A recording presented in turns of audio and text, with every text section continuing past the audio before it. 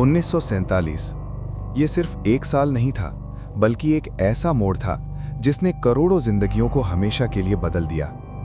एक तरफ सदियों की गुलामी से आज़ादी मिलने की खुशी थी, तो दूसरी तरफ बिछड़ने का दर्द, खून खराबा और चीखों से भरी एक खामोश त्रासदी।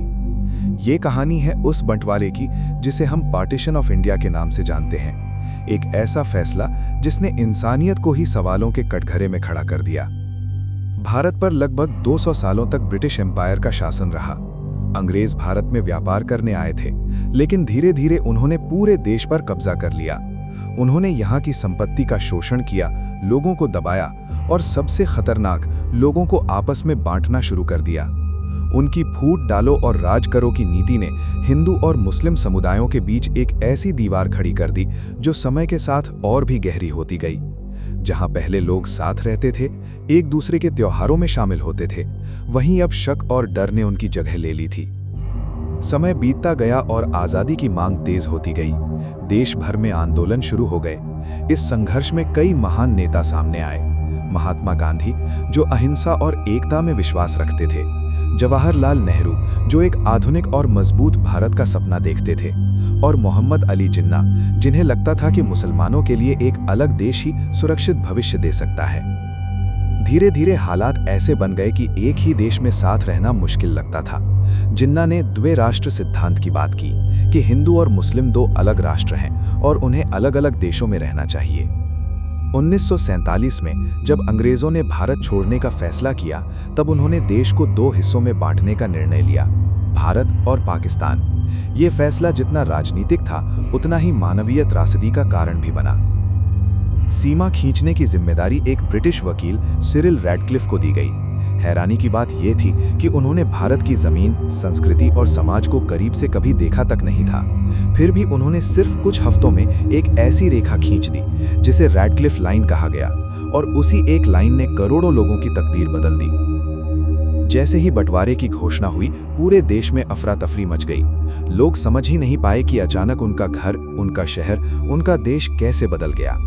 लाखों हिंदू और सिख भारत की तरफ आने लगे और लाखों मुसलमान पाकिस्तान की ओर जाने लगे। ये मानव इतिहास का सबसे बड़ा पलायन बन गया। लोग अपने घरों को छोड़कर सिर्फ जरूरी सामान लेकर निकल पड़े।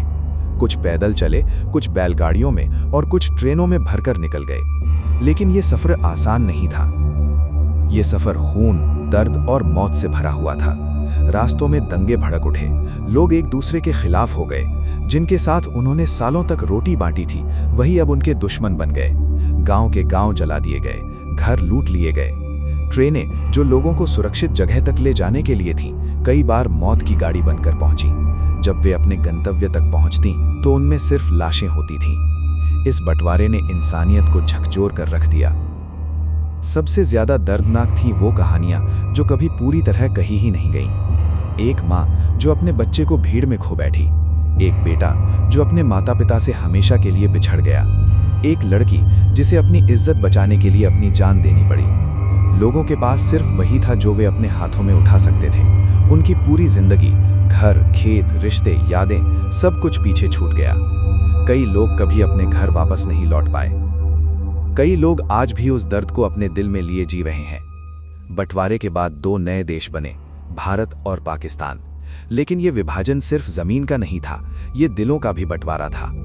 इसके बाद भी दोनों देशों के बीच तनाव बना रहा, युद्ध हुए, नफरत बढ़ी, और वो दीवार जो 1947 में खड़ी हुई थी, आज भी पूरी तरह नहीं टूटी है। लेकिन इस पूरी कहानी में एक सबसे बड़ा सवाल आज भी खड़ा है कि क्या ये सब टाला जा सकता था? क्या लाखों लोगों की जान बचाई जा सकती थी? शायद। अगर नफरत की जगह समझ होती, अगर राजनीति से ऊपर इंसानियत होती, तो इतिहास कुछ और ही होता। 1947 हमें यह सिखाता है कि जब इंसान अपने धर्म, जाति या पहचान को इंसानियत से ऊपर रख देता है, तो परिणाम सिर्फ विनाश होता है। आज जब हम आज़ादी का जश्न मनाते हैं, तो हमें उन लोगों को भी याद करना चाहिए जिन्होंने इस आज़ादी की सबसे बड़ी कीमत चुकाई। ये कहानी सिर्फ अतीत की नहीं है, ये एक चेतावनी है भविष्य के लिए, क्योंकि इतिहास खुद को दोहराता है अगर हम उससे सीखते नहीं हैं। अगर ये कहानी आपके दिल को छू गई हो, तो इसे दूसरों तक जरूर पहुंचाइए, ताकि हम सब मिलकर एक ऐसा भविष्य बना सकें जहां कोई और बंटवारा ना हो।